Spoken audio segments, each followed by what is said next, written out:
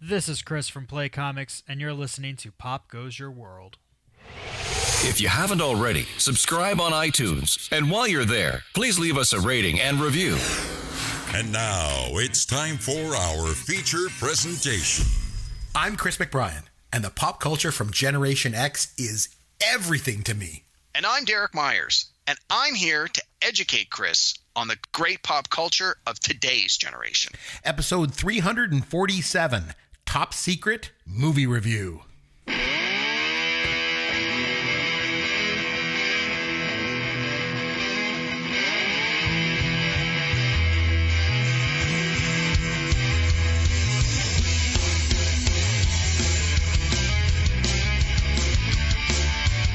Welcome to the show. I'm Chris McBrien, and I'm here with Derek Myers as always, and this is Pop Goes Your World, the pop culture podcast for the generation. So thanks for joining us. This week, we're going to take a trip back to 1984 with our review of Top Secret.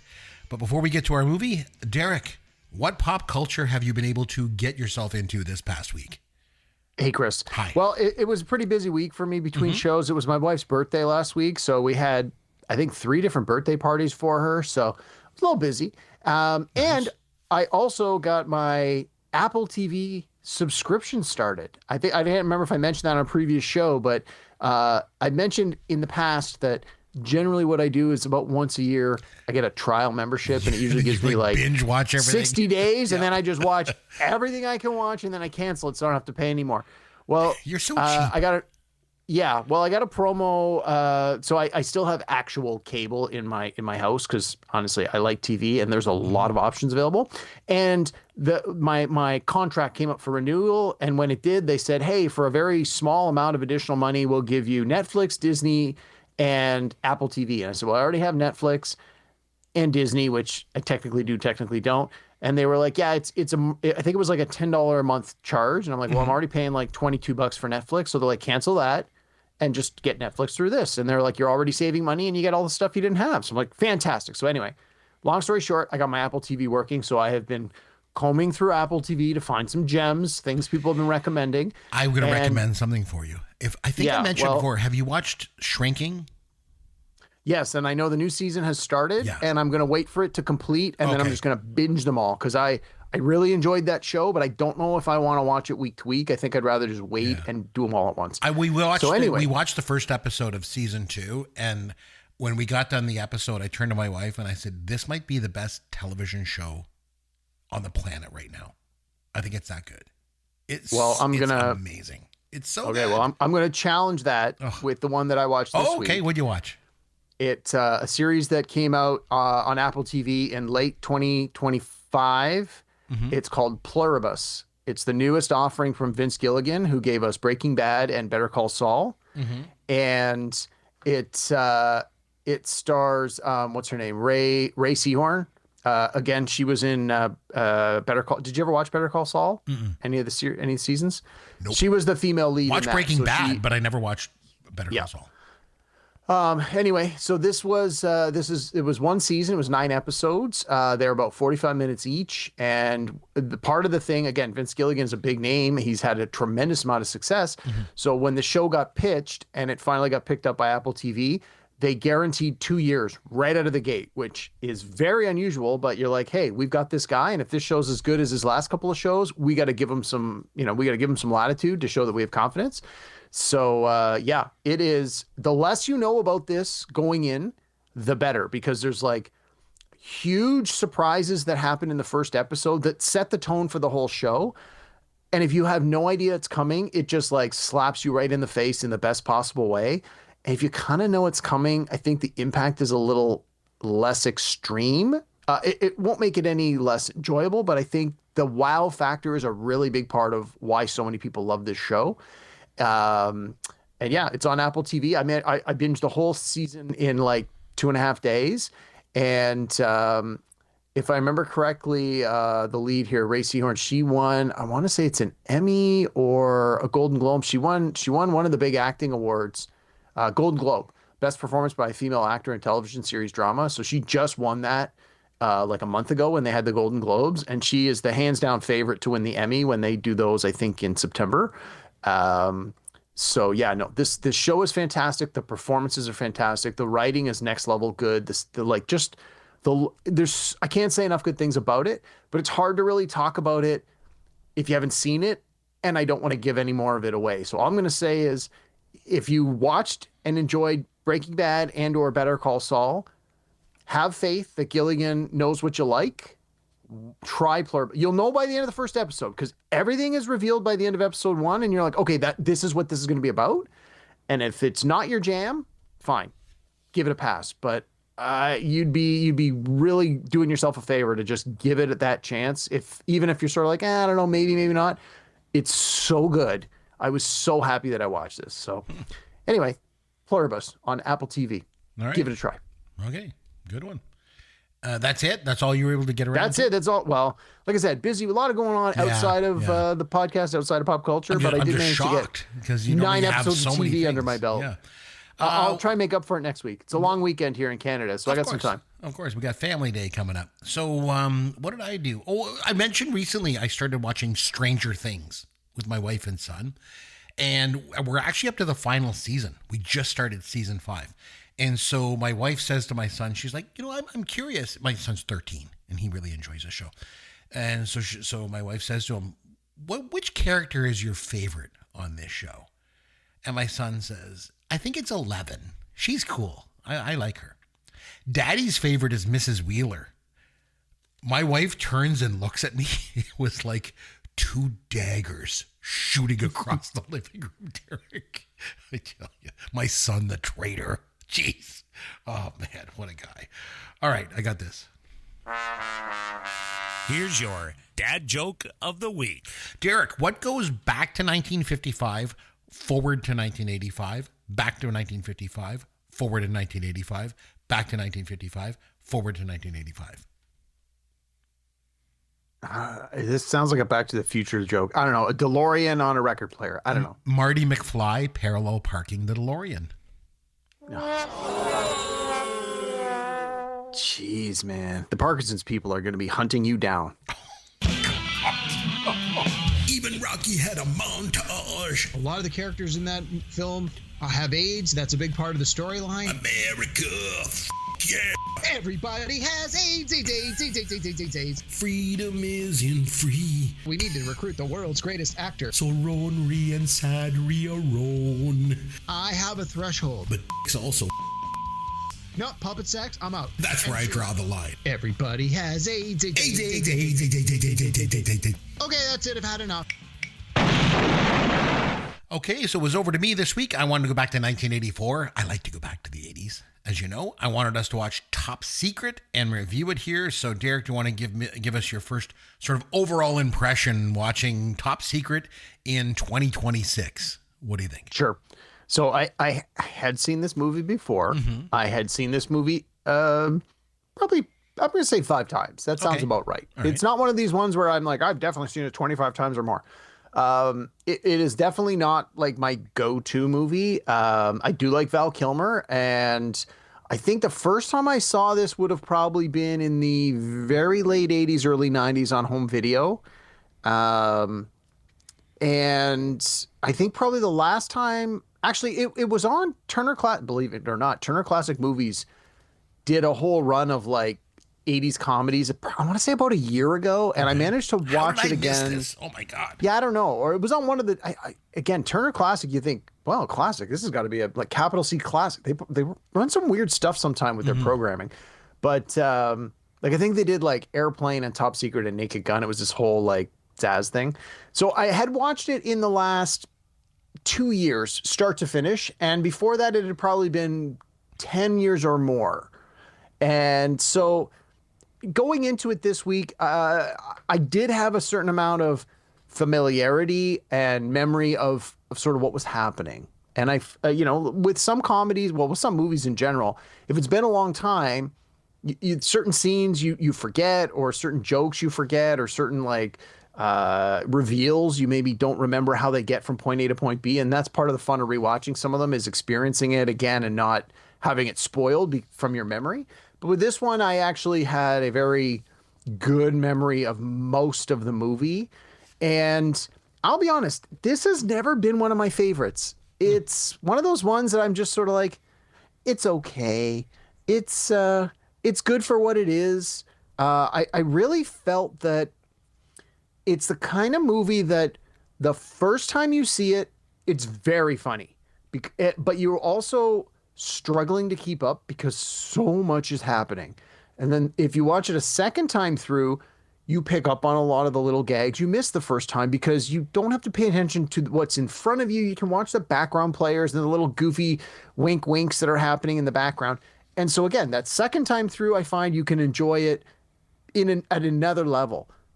But once you sort of know what all the jokes are and you sort of understand what they're going to do and you recognize, oh, that thing in the background is a reference to this other thing.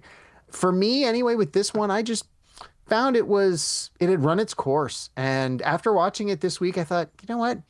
I don't think this is a movie I ever have to go back to. I've watched it. I enjoyed it, marginally enjoyed it. And I can appreciate it as a film buff and its importance as a comedy, as an 80s comedy, as Val Kilmer's first movie, as sort of the follow-up to Airplane and the movie that comes before The Naked Gun. But overall, this would be a hard one that I would have a good time recommending to a lot of people. I think at today's day and age, I think it would appeal to a very narrow audience. And I think a lot of people would be distracted or bored or not get the references, which we will talk about in great detail as we go through. There were some things in here that are that I did like some of the set pieces and some of the extended gags are very good and I can appreciate them. I just didn't find them funny because I knew absolutely what was going to happen. And I failed to see humor the second, third, fourth, fifth time through. Okay. I'm going to disagree with you very strongly on this. So back in the day, I used to watch a lot of these, movies as a lot of Gen Xers did. We had them on VHS. We watch them over and over again. This is one of the ones I used to watch over and over again back in the day. And then for whatever reason, this is such an interesting film because for whatever reason, it just kind of dropped off my radar. And where I've always gone back to movies like Meatballs, and Blues Brothers and Stripes and The Goonies and all that. This is never one that I just kept going back to. It didn't stay with me all these years. So I really appreciated me going back and watching. I was like, oh man, I forgot about this movie. I forgot how good it was. So I disagree. I think it's still very funny. I think it holds up very, very well. And even though a lot of the things I knew were coming, I still liked them. I enjoyed it. It's an enjoyable movie for me. I thought it was really, really good. So I thought it was very, very good. I think that's too many reallys and too many varies. No. I liked it. I thought it was great. So like you mentioned, like there's a lot of things going on here. When you compare it to, you mentioned Zaz,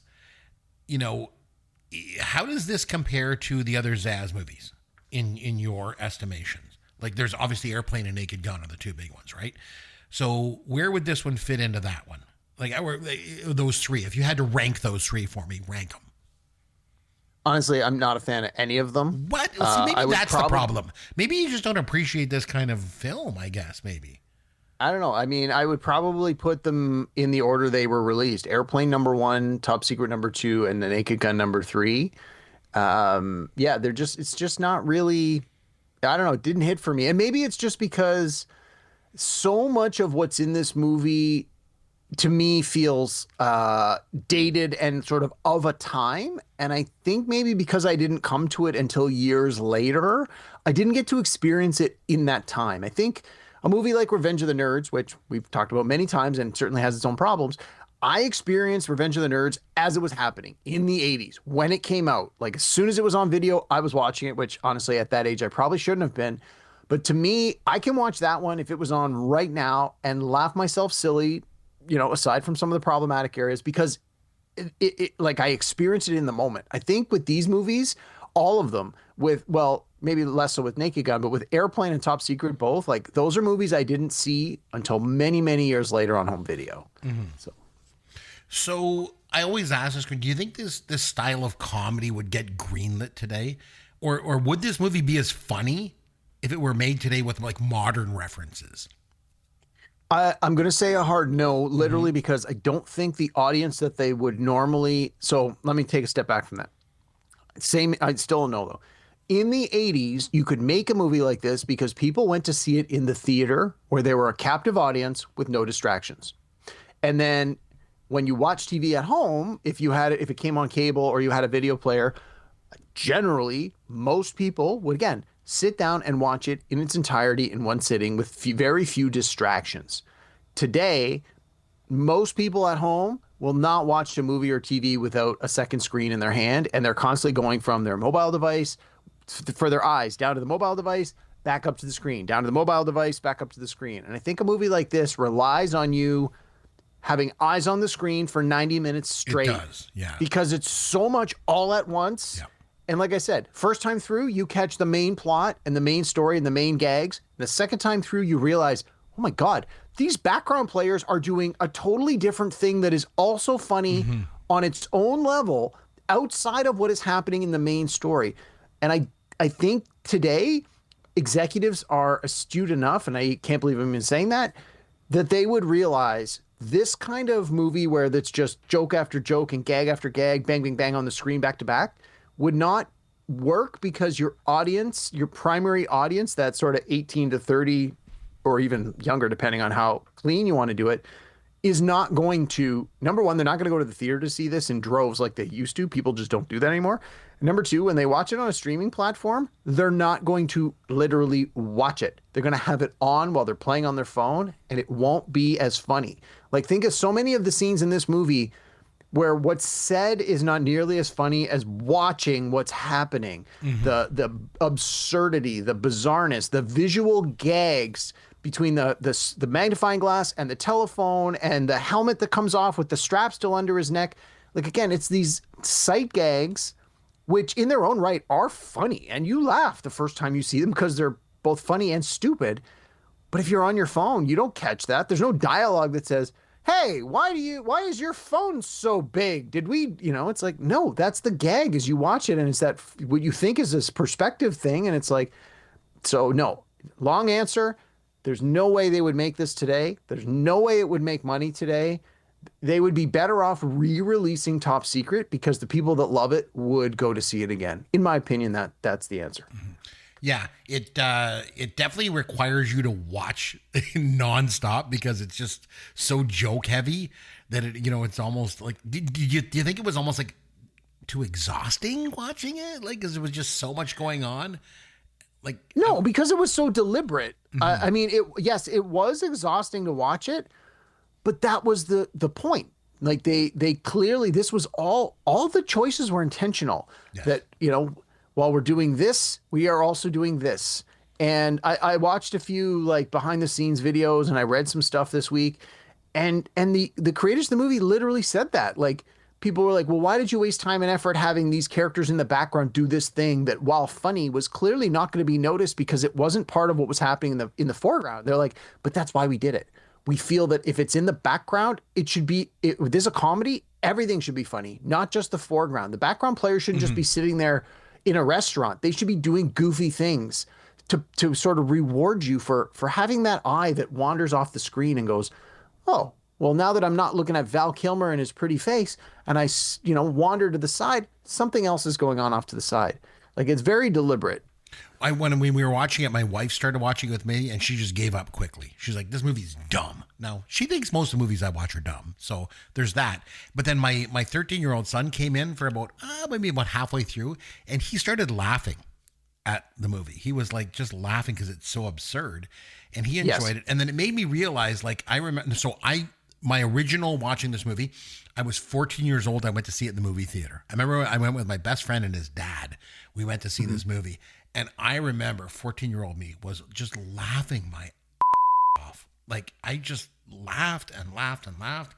I thought it was great at the time. And I wonder if it's just maybe a little bit too juvenile because my son was liking it too. I don't know, man. I am very lowbrow. Like, nothing makes me laugh more than a dick and fart joke. But the Jackass movies were on TV this weekend. They did them all. Jackass 1, 2, 3, 4 in a row. And I kept flicking over to that when we were watching other things. And my wife's like, we're not watching this. I go, look, nothing new is coming on for 10 minutes. We're going to watch Johnny Knoxville get kicked in the nuts for 20 minutes. And I'm crying and laughing so hard at this Jackass. My wife's just looking at me going, I can't believe you find this funny. I can't believe you are an educated man watching this laughing so much. I'm like, guys watching other guys get hit in the nuts is funny. That guy just pooped himself. That is hilarious. And so trust me, I can laugh at goofy and stupid like the best of them. So I want to get into the sight gags and the verbal jokes in a minute. But one thing I just want to go back to, you mentioned about there was a lot of stuff going on in the background you maybe didn't notice in the first watch. Did anything stand out to you, that maybe any joke that sort of jumped out to you that you maybe didn't catch the first time that you watched it, or the first couple times you watch it, this time you watch it, like, oh my God, I didn't notice that? There was one for me. There was one for me. I mean, nothing really. I mean, again, I've seen this a couple of times, and I knew there was more than that there was a lot. So I was really trying to pay attention to everything at once, which is honestly not the best way to watch. You just got to pick your battles. And I was sort of trying to do too much at once, but no, nothing specific jumped out at me. What you said you have one? Why don't you go ahead? Because back in the day, I'd watch this movie so many times. Like, I knew all the jokes and stuff. So it was more nostalgia, I guess, for me. But there was one scene when they're I think it's in the pizza place, and Val Kilmer jumps up and he grabs the chandelier and it comes down. There's one in the background where the chandelier goes up. So they're obviously connected, and I'd never seen that before. And I was like, oh, I don't know. That stood out to me. So yeah, I want to just talk a little bit about the sight gags versus verbal jokes. And like, I want to get into a whole list because I made a list of them. Sure. But yeah, no, that's the best way to do it. Do you have a favorite of either one of them in this movie? Like your favorite sight gag and your favorite verbal joke? Well, I mean, the wordplay, and you and I have talked about this on at least one or more previous podcasts, when they meet the members of the Resistance and they all have those bizarre names, which, oh my God, in their own way, and in their own way, they're all reflect. Like, it's like, this is deja vu. Have we not met somewhere before? Like, if you know what deja vu is, like, that's funny. If you don't, it's, and things like that. Like, those are the kind of jokes that I like. It's almost like, you got to think a little, but if you, and honestly, while I was watching it, I'll be honest, I was working on some of the trivia for tonight's podcast while I was watching it. So as they were making some references that I didn't know, I was looking them up in real time and going, oh, and it was like, the little light bulb went off. And I'm like, okay, I get why that's funny now. But, and as far as visuals, I mean, the whole backwards scene, which I want to talk about, is great. Yeah. And again, that's the kind of thing that you don't see every day. And today it would all be done with computer animation. Like, you would just shoot it and rewind it and stuff. But the fact that it was all done with practical effects, you really have to take your hat off and give them that kudos, because it worked out so well. It was good. Let's come back to that one in a second. So for me, I would say the best verbal joke was remember when the agent takes the intruder, and then the German says he wasn't aware that we used 200-volt current in Germany. He was impaled on this. It took the doctors 2 hours to get the smile off his face. Again, when I was 14 in the movie theater, I laughed so much. And then the other, it's kind of a sight gag. Yeah, definitely a sight gag. When they're in the restaurant and then the waiter comes over and he's speaking German. And Nick is like, I don't know, I don't speak German. And the girl goes, oh, I know a little German. He's right over there. Oh, I was just going to say that. Yeah. And the little guy jumps out. He's wearing like lederhosen. And he's like, he waves at her. Like, again, 14-year-old me, I laughed. That I did laugh at. That's a joke that I can certainly appreciate. Funny. Yeah. I don't know why. I always go back to that one. I really like that. Okay, so let's talk a little bit about the box office, because you mentioned about this movie would not do well today. But guess what? This movie didn't do very well back in 1984 either. So we've asked this question before. We've done 1984 movies before. Number one movie at the box office in 84, Derek, is? Got to be Ghostbusters. It was. Ghostbusters for sure was number one. Temple of Doom was number two. Gremlins was three. Karate Kid 4, and Police Academy was number 5. And then rounding out the top 10 was Footloose, Beverly Hills Cop at 7, Star Trek 3, The Search for Spock at 8, Terms of Endearment at 9, and Romancing the Stone rounds out the top 10. It's a pretty solid list, man. Yeah, it was a good year for movies. So, sorry, you got the list in front of you. Were any of those sequels? I don't think so. Star Trek 3. Star Trek 3. Okay. So 9 original movies. Oh, sorry, and Temple of Doom. Temple of Doom. Temple of Doom. Okay. Of course, number 2. So 2 sequels and 8 original movies. Yeah. Although Police Academy spawned a million sequels. Beverly Hills Cop spawned a bunch of sequels. Karate Kid spawned a bunch of sequels. So while there were no sequels, there were some movies that were strong enough that they certainly felt we need to make more of these because that's easy money. So Top Secret came out on June the 22nd, 1984, and it was up against a bunch of other new releases that weekend. The Karate Kid, the Pope of Greenwich Village, and I don't know if you remember the Sylvester Stallone and Dolly Parton musical Rhinestone. They all came out. And Top Secret ended up finishing 7th that weekend. It didn't do very well. It was a bomb. It bombed. But the directors, you mentioned Zaz, Zucker, Abrams, and Zucker, which we call Zaz. So wait, I got a question for you. Yeah. Is it Abrams or Abrahams? Because I watched a bunch of videos and a lot of them kept pronouncing it like almost like Abraham. It was like Abrahams. Oh, maybe it's Abraham. I've always called him Abrams, but and that's what I've heard. And honestly, it's because when I used to work at Blockbuster Video, they used to do like reels where they would have commercials playing to try and motivate you to rent movies you may have forgotten about. And I remember they used to always do, these movies are brought to you from Zaz, Zucker, Abrams, and Zucker. So that's how I always remember hearing it was Leonard Maltin talking about those. But no, I honestly, and I'm looking at the spelling of it now. I can understand why people would say Abrahams, but I've always heard it pronounced Abrams. Abrams, me too. So anyway, I don't know if they happen to be listening, because for all we know, they're fans of the show. Big fans of the show. I apologize if we're getting that wrong, but I've been hearing it both ways in the last week when I was watching some of the behind the scenes stuff from various critics and such. So anyway, sorry, Chris, didn't mean to jump in there, but go ahead. No. So they directed 3 movies together: Airplane, Top Secret, and Ruthless People. But they did a lot of stuff individually. So Jim Abrams, or Abrahams, however you want to go, he also directed Big Business, and he directed Welcome Home, Roxy Carmichael, and Hot Shots Part 2, and then a movie called Mafia. So he did that. But David That Zucker, was another spoof, the Mafia one. I remember that with Jay Moore. It was a big renter at Blockbuster. David Zucker he directed For Goodness Sake, Basketball. He directed that one. Scary Movie 3, Scary Movie 4. And then Jerry Zucker went a little bit of a different direction because he directed First Night, but he also directed Ghost, which is not a comedy at all. Directed Whoopi Goldberg to an Oscar. Good for him. I know, crazy. So they've had very divergent careers and very interesting careers, that's for sure.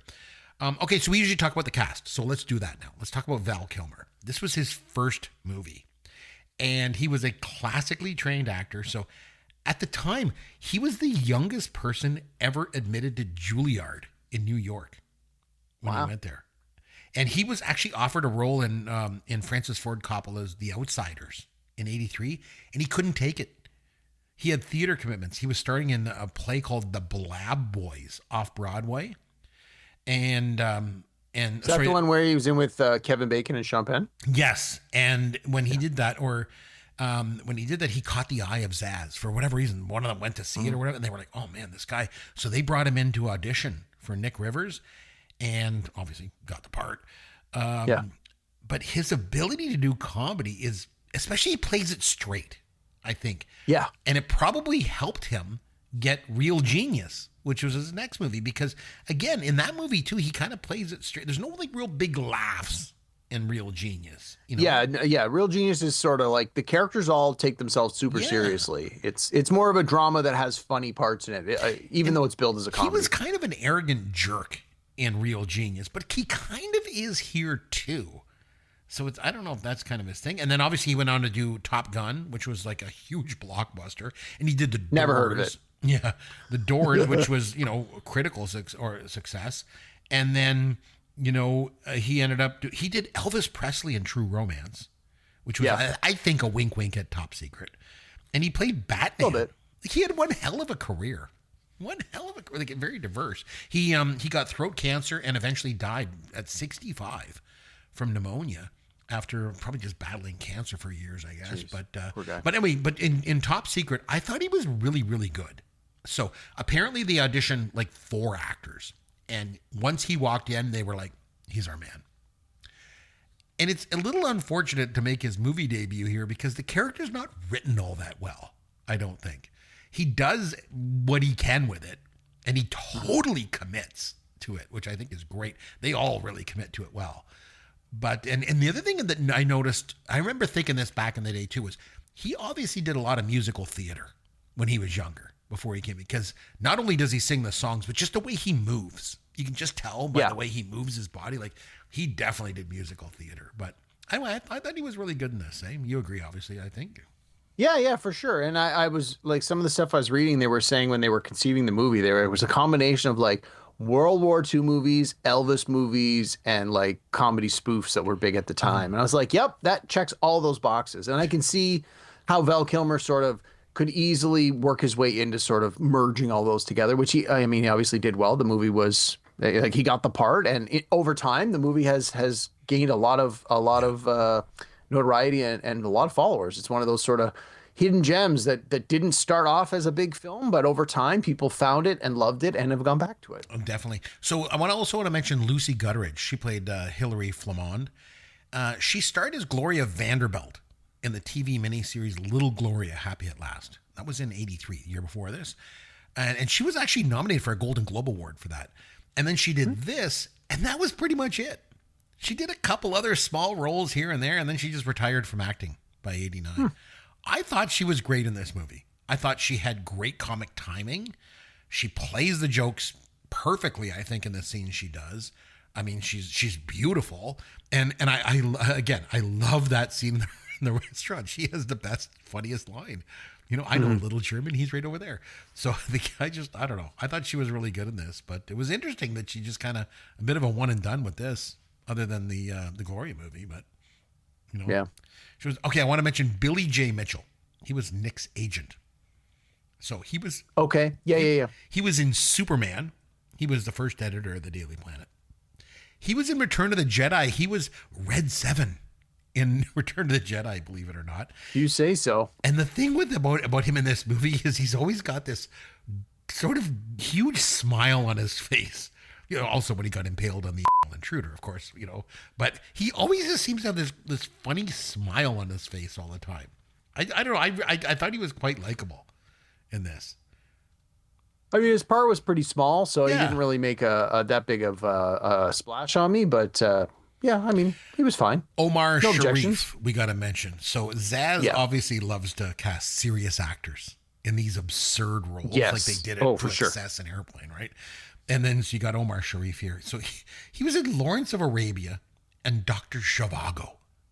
I mean, he was nominated for Best Supporting Actor for Lawrence of Arabia. He was in Funny Girl with Barbara Streisand. They actually started dating when he did that movie with her. Wow. And then he developed a bit of a gambling problem, Derek. So he would just started Cannot relate. he would just start taking roles in anything to just make up for it. And so he took the part in this movie. But according to Zaz, they said he was great to work with. And he genuinely seemed to enjoy doing the movie, they said. And he's got some of the more slapstick scenes in the movie, too. I love the scene when he's compacted in the car. Yeah. I was laughing at that, too. I love the scene where he meets with the blind guy who's selling the joke things. Yeah. That to me, that is in my opinion, one of the funniest scenes of this movie. And then at the end where he goes, "You dropped your fake dog poop." What fake dog poop? Funny dog poop. Again, dick and fart jokes, man. That's where the gotta money love it. is. You That gotta love scene just makes me laugh every time. I like when he's compacted in the car and he's laying there and she's like, try to find this. And he honks the horn and he makes the windshield wiper go. And then she leans over him and puts her breasts in his face. And the radio antenna goes up. The aerial gets to full extension. Yeah. Again, it's so stupid. Juvenile. Peter Cushing, we got to mention too. So he got his start obviously doing Hammer horror movies. He was in like The Curse of Frankenstein and obviously will always be known as Grand Moff Tarkin in Star Wars. And he's probably in one of the best scenes in the film that you mentioned, the backward scene. I think so that scene, I was reading about it. So Zaz wanted to do that scene because I guess apparently there's been this long notion that when English dialogue is played backward, it sounds like German. So that was the sort of the germ of doing this scene, because they said, "Oh, let's do that because it'll sound." They spent an entire day shooting the scene. They did like 17 takes, and the hardest part was getting the dog to run to do his thing and eat the food and stay eating the food while they worked backwards, through it. But they nailed it. That scene is so great. Yeah, it's really good. So funny story. So when we was watching this movie this week, while I now know it is available on Netflix, I didn't, when I was ready to watch it, I was in a hurry. And a buddy of mine has like a whole bunch of downloaded movies on a server that he gives me access to. And I knew he had this because I know he loves movies. So I just went to a server, hit play, started watching the movie. What I didn't realize until I was halfway through the movie, it has no subtitles. So when we came to that scene, which I remembered, I had no subtitles. So I had no idea. I know in the original movie, it's subtitled so you can understand what they're saying. When I watched it through this time around, I had no idea what they were saying. I'm like, well, they're saying it backwards. Maybe I could try and figure it. No, not a chance. I was like, okay. But to me, it was kind of even more funny because I'm like, how do I'm trying to follow along going, well, what do I think they're saying? Well, I think they were saying something about this and then the other thing. But so it sort of forced me to watch what was happening and ignore the dialogue because I'm like, well, I'm clearly not going to understand what they're saying. You're not following along. While I knew that I was waiting for that scene to come because it's such an important and significant scene in the movie, just being able to watch it, and just ignore the dialogue made it even better. And knowing it was all done practically, it's so good. I tend to watch movies with subtitles on lately. Mm-hmm. I don't know. It's just been a thing I've been doing. So I had the subtitles on to watch this movie. But the thing is, when you put the subtitles on in this movie, whenever they speak German, the subtitles just read speaking German. Yeah. But the hitch was that the subtitles, when they speak German in this movie, are full of jokes. And you totally miss out on them. And so I had to go back and take the subtitles off. And then the subtitles appeared with things like, what was the one? Like when he was ordering the, in the restaurant, when he orders the flaming hog balls. Yeah. Or when they're doing the German at the one rally thing there, he's talking German. You don't see what it says. So that was interesting. Well, one other thing about Peter Cushing I want to mention. At the beginning of that scene, when he removes the magnifying glass and his eyes all humongous, in order to do that, they made a cast of his face in his head. And the studio held on to the cast. And it was like, I don't know, in a backlot somewhere. But they ended up using that to create the CGI in Rogue One. Oh, it's interesting. Yeah, a little piece of trivia on that one. That was interesting. There you go. Okay, I also want to mention Michael Gough. So he also started off in Hammer horror films, and he played Dr. Flamond. Best known to audiences, though, as Alfred in the Tim Burton and Joel Schumacher Batman movies. Yep, that's where I knew him from. Yeah, well, I mean, that's where I eventually knew him from. Obviously, that came out after this. I like the scene when he's under the bed and he's digging the escape tunnel with like a teaspoon. Yeah. And Val Kilmer comes in and he's like, oh, I was almost done my tunnel. And Val Kilmer looks under the bed and it's this like stock photo of the Lincoln Tunnel going into Manhattan. That was pretty funny. Yeah. Also want to mention one last shout out to Jim Carter. He played Deja Vu. He is best known for playing Mr. Carson, the head butler on Downton Abbey. So sure. I don't know. Like, have you ever watched it? So I remember I watched Downton Abbey. Not a single episode. No. I watched it years ago with my wife, and I remember we put it on, and I was like, "Hey, that's Deja Vu." My wife's like, "What the hell are you talking about?" And then he's also been married to Imelda Staunton since like 1983. She's Why do I know that name? Where's she from? Probably best known for the Harry Potter movies. She was, what was her character? We need a little more than that. Yeah. I can't think of her character's name. All right, no worries. I'll look it up when we're done the show. Look it up. I'm just looking at his picture now, and looking at him now, I'm like, oh, I totally recognize this guy. Yeah. Yeah.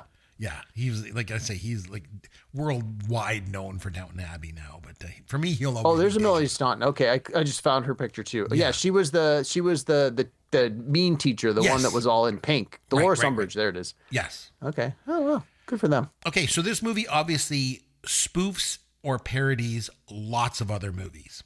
And so, or even just general movie tropes. Like, so the thing was, like you mentioned, it spoofs World War II movies and Elvis Presley movies, but rock and roll wasn't around during World War II. So the two didn't cross over on each other. So I thought that was weird. Well, it takes place in 1984. We're good now. I guess.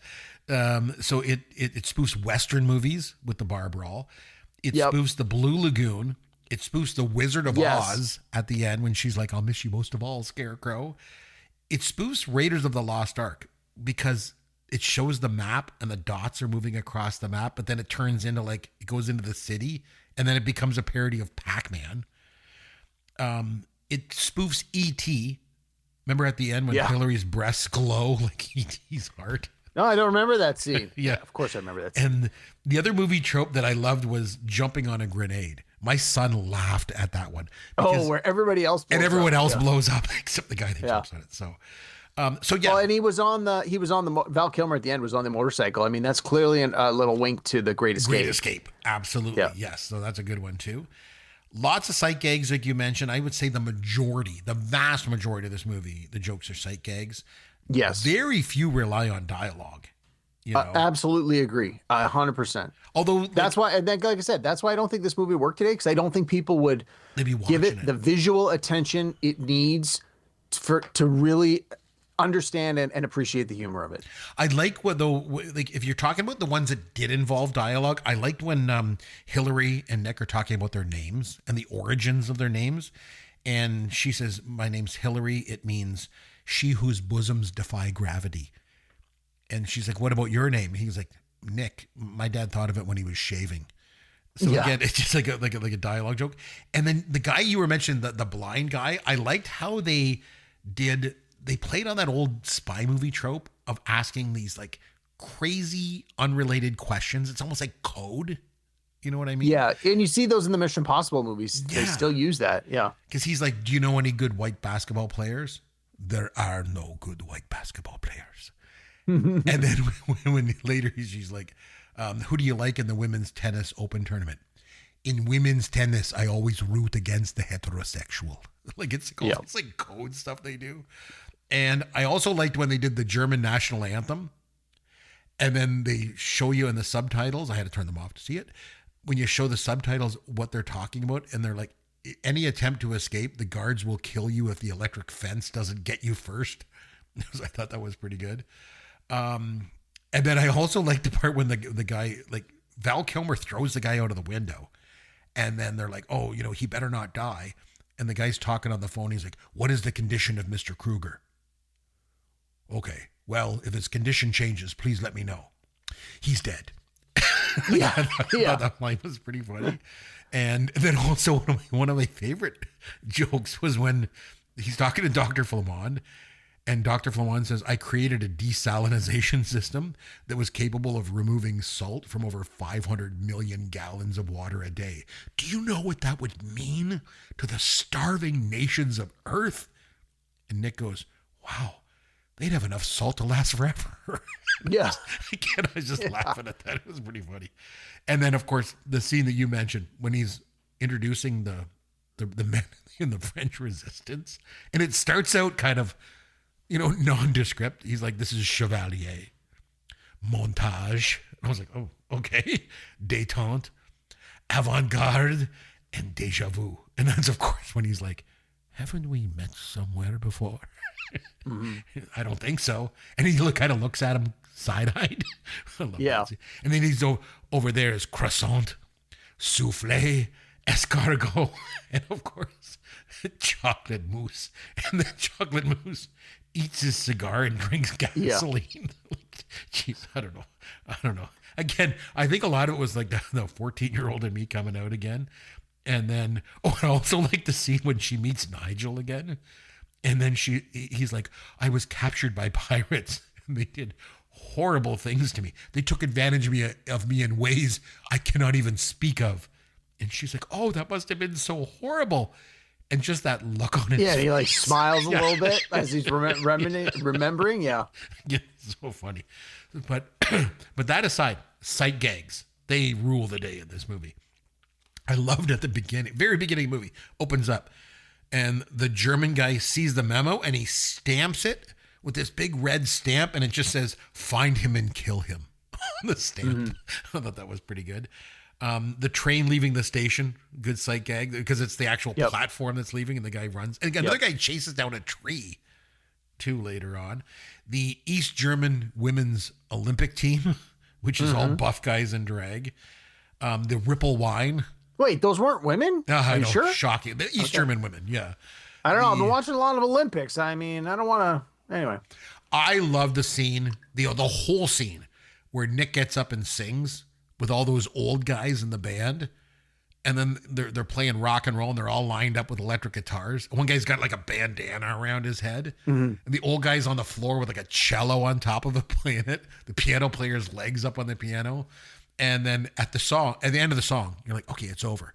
And you hear this feedback, and there's like this 80-year-old guy with a guitar and just starts smashing the guitar like Pete Townsend.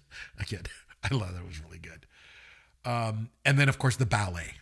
So the sight gag of all sight gags. That I remember from when I was a little kid, just laughing my ass off once I realized what was going on with the man's pants. Even my wife, like when we were watching it, and she watched it up till about that part, and she's like, "This is stupid. I'm leaving." She's like, "What is this about?" And I'm like, "Well, you know, in ballet, like the guys wear the tight pants, and they are so tight, like you just see everything. So it's a spoof of that, honey. Like it's spoofing that their package looks really big." You know, and then of course the one girl, she's like dancing across the one, hopping from one to the other. Stepping on them like. And then the girl in the audience is like using the binoculars. I don't know. The whole thing was funny. The street scene when Hillary looks out the window and there's the mice running around below. That was a prop from the 1978 Superman movie. Yeah, I'd heard that they were. Because they were shooting it in the same lot, they found it in like a storage room or something. Yeah. They're like, what the hell is this? Let's use it, right? And in the jail cell, when Val Kilmer goes to jail, there's a black and white headshot on the wall of Cher.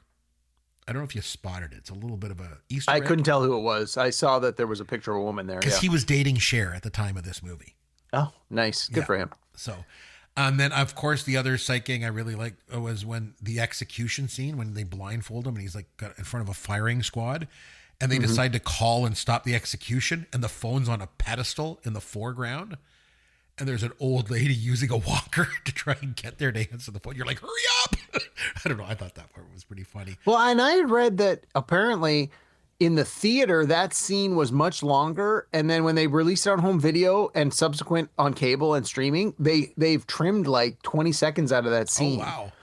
Because again, they felt that, today's audiences or even like after the theater, they're like, this joke, while funny, just seems to drag on a little too much. Because apparently she's supposed to like go all the way and then come back and then go back out. And they were just like, no, we're just going to cut it. And I was reading in online, they were saying like when you watch it, they're like, this is exactly when it's cut from sort of the first part. And so I went back and looked, and if you know what to look for, you can see where the edit was made.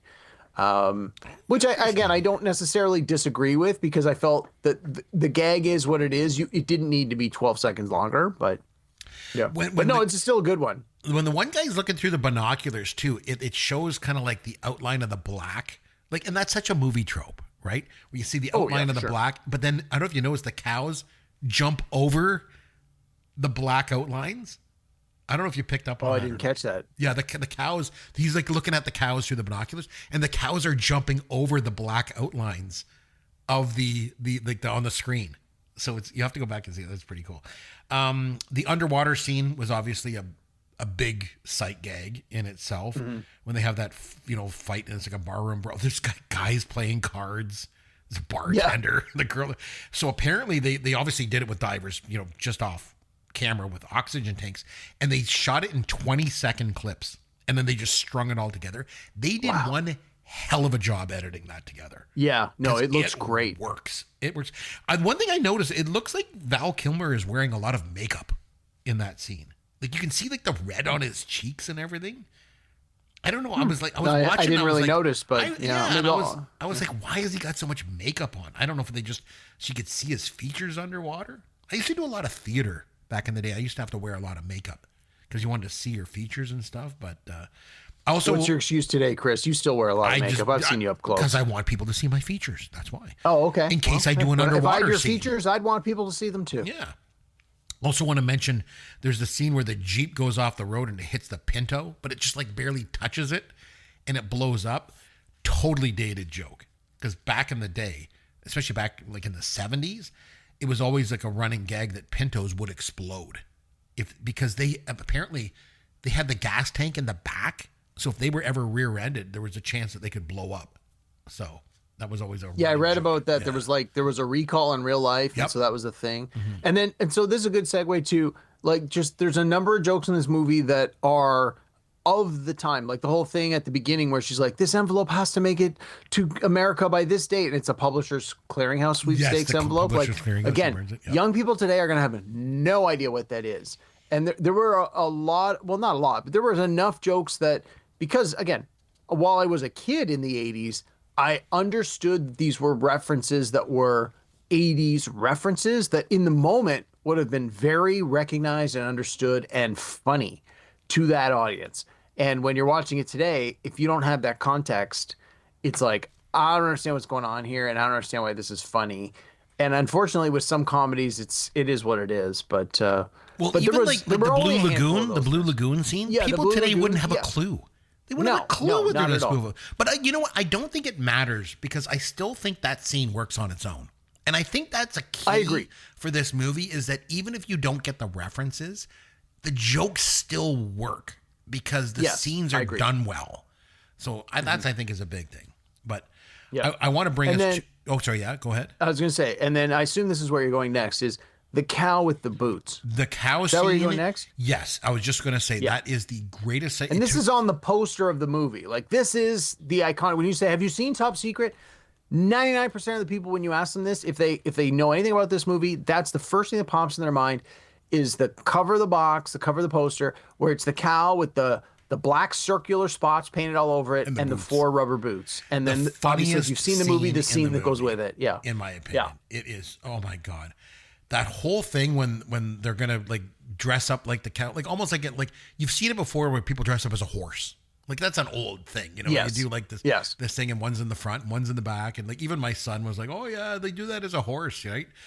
And the Torch decides he's going to change plans. And he's like, no, I'm going to be in the back half of the cow costume. And Duquois like, fine, be in That's funny. And then the cow is smoking a cigarette when they're cracking the safe lock, which I thought was funny too. But then all hell breaks loose. First of all, the baby calf. Oh my God. And when I watched this the first time, I didn't understand what's going on there because I was pretty young. Oh, right. So the second time when I watched this, I was a little older. Man, did I laugh at that scene once I understood what it was really going on. So funny. They'd start sucking at the udders.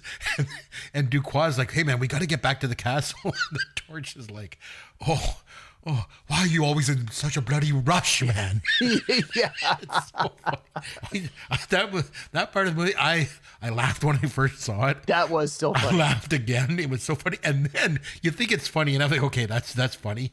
They start heading back to the castle, and this bull comes out of nowhere and mounts the cow from the back.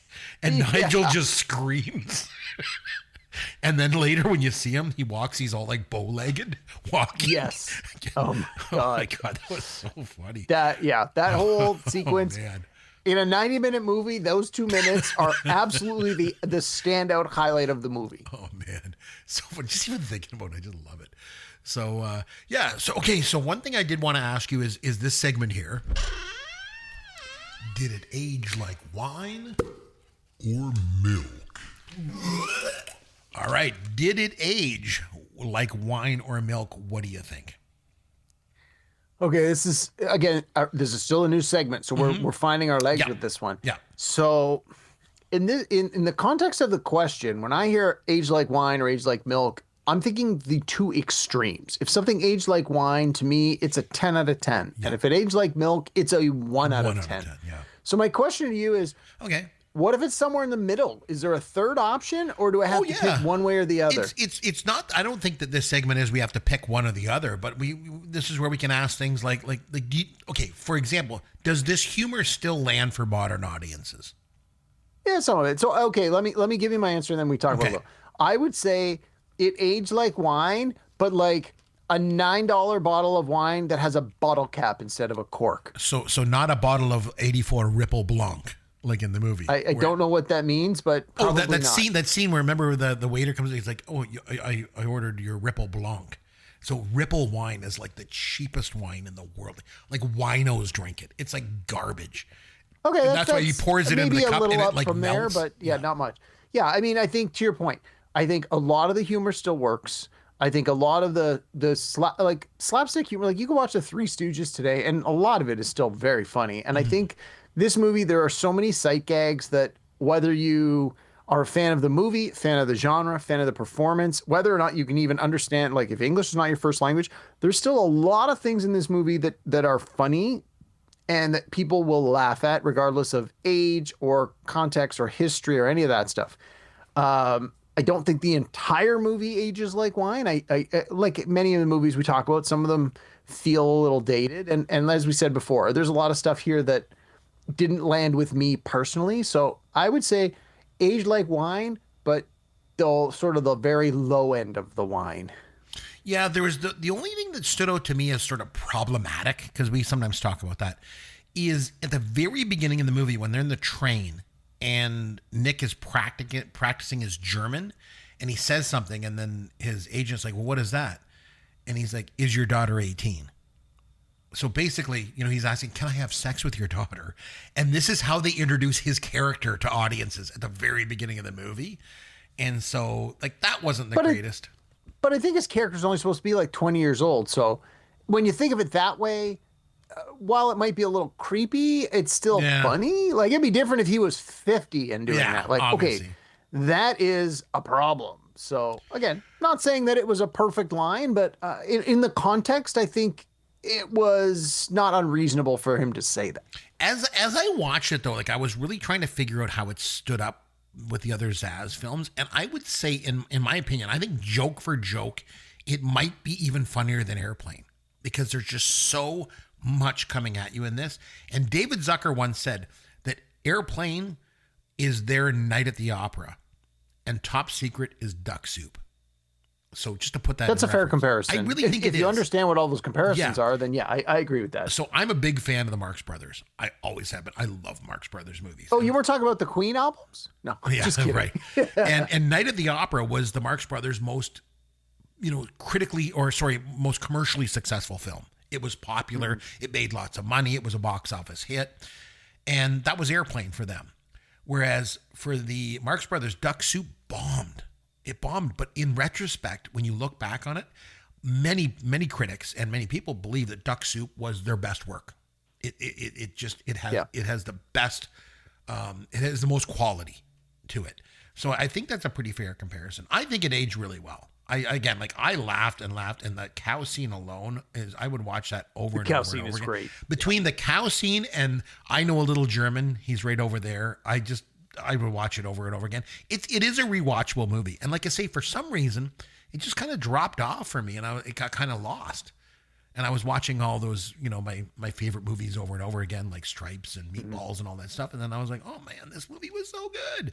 I used to love watching this thing. It was very nostalgic. It was a very nostalgic Chris, I will tell you, the one thing that I did really enjoy on this rewatch was the music. And the lyrics that went with the songs were just so absurd, but so perfect for what they were trying to accomplish. It really made me feel like I was listening to Weird Al Yankovic from the 80s, like that sort of, I'm going to make a good song. It's going to be sung by someone who can actually sing. But when you listen to the lyrics, they're absurd and hilarious at the same time. And I really made a point this time through of listening to the lyrics. And I really thought that was a real high point of the movie that's not usually highlighted. That's a good point. Yeah, because it was funny because I found myself for 3 days after I watched this singing Tutti Frutti. I was walking around the house. I'm like, Tutti Frutti. Me too. Oh, Rudy. Tutti Frutti. I'm like, this song is in my head. But that was like a normal song. That was like one that he was sort of singing, obviously, as a cover. But then I felt like a couple of the other songs, like I didn't recognize that where he's like singing like Cut a Rug or whatever when he's doing the Well, song. I assume that was an original for the movie. That's what I thought it was too.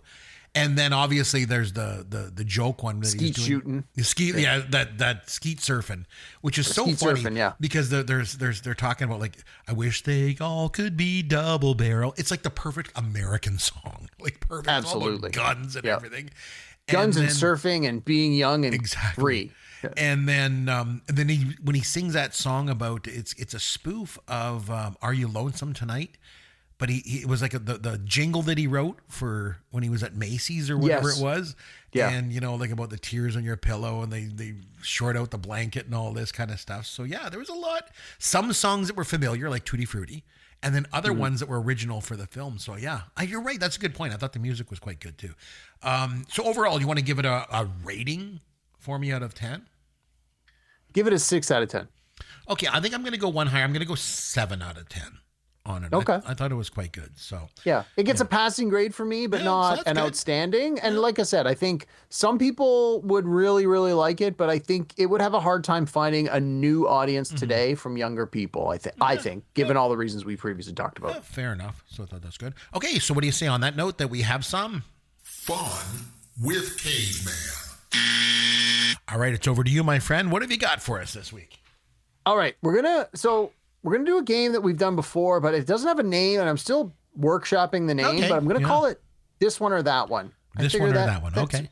Yeah. So I'm gonna give you two movie titles that sound very similar, and in many cases the movies came out, if not the same year, very close together. Val Kilmer stars in one of these two movies. Okay. I just want you to tell me, do you star in this one or that one? All right? All right. Pretty easy, pretty straightforward. Some of these are super duper easy. Because he did a lot of movies, didn't he? He did a lot of movies, and I know that you might be familiar with his earlier works. You are probably less familiar with some of his later works. And so That's true. while the title may ring familiar to your ear, I'm going to give you two very similar sounding titles to choose from. So again, you got 50-50 on all the questions. So you figure it out. All right. So I'm basically, did Val Kilmer star in this one or that one? So you ready? Yep. All right. And let me read both movie titles before you answer. Okay. All right. Did he star in Tombstone or Tomb Raider? Oh, he was in Tombstone. Yes, he was. Yeah. And if you get stuck, I can give you the years of the movie. Okay. That might be helpful Okay. at some point. Was he in Out of Sight or At First Sight? At First Sight. Yes, he was. Only reason I know that is because Out of Sight we did on the podcast. Yes, we did. Yeah, George and he wasn't Clooney in it. and Yeah. Jennifer Lopez. Yeah. Good All one. right. Okay. Was he in Hard Target or Hard Cash? I will say Hard Cash, only because Hard Target was like Van Damme or something. Yeah, it was. And yes, you're correct. Hard Cash. Okay. I All don't right. know Hard Cash. I'm not familiar with it, but No, I'm not really familiar with it either. Okay. Was he in Kiss Kiss Bang Bang or Tick Tick Boom? oh, I haven't seen either one of those, but I'm going to, because he did a cameo in True Romance, I'm going to say Kiss Kiss Bang Bang.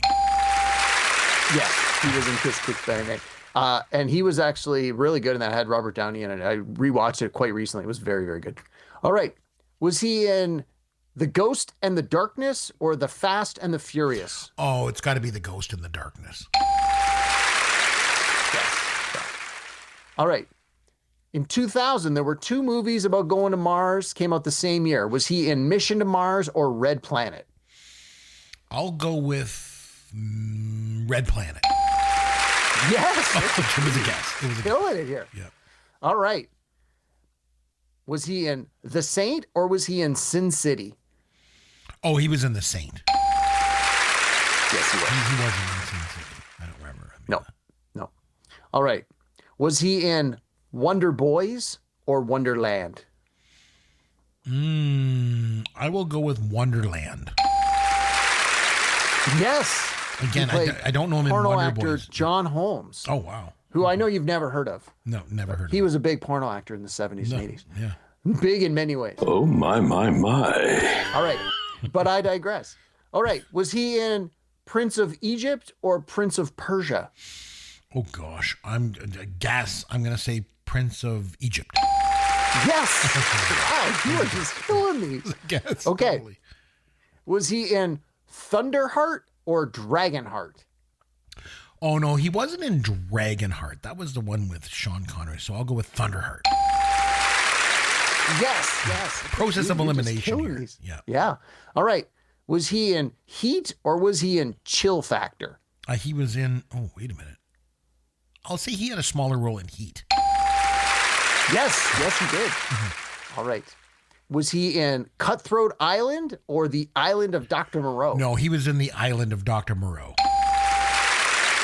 Yes, he was. Cutthroat Island was All right. like Matthew Modine and like Gina Davis.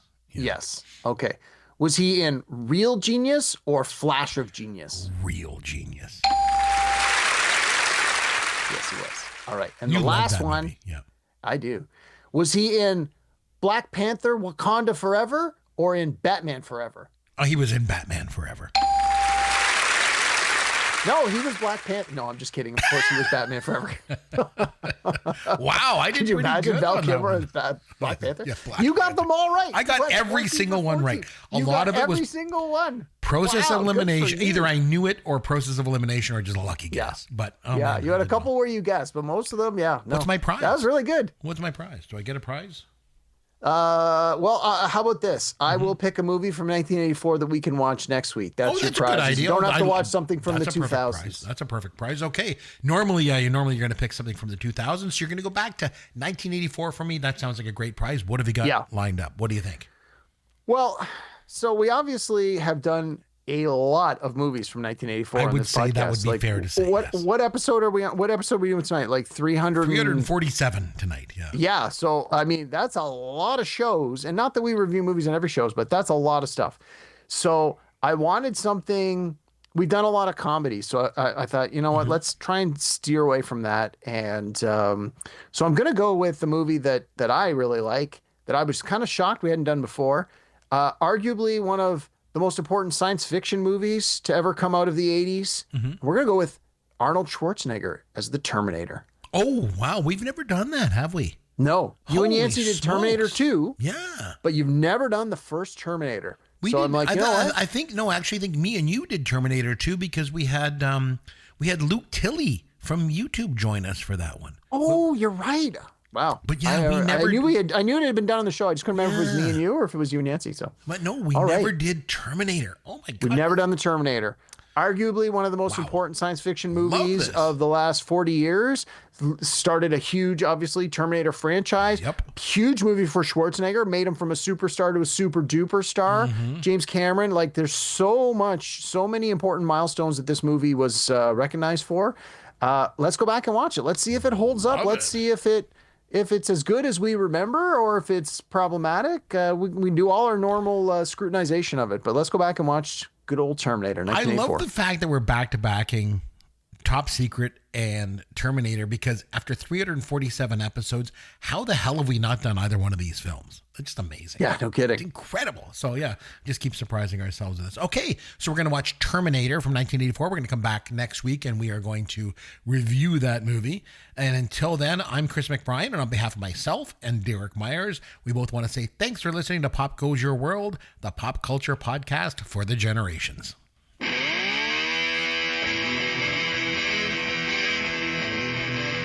Thanks for listening to Pop Goes Your World. You can contact Chris and Derek at popgoesyourworld.com. Please take a minute and review the podcast on iTunes or wherever you download and listen to the show.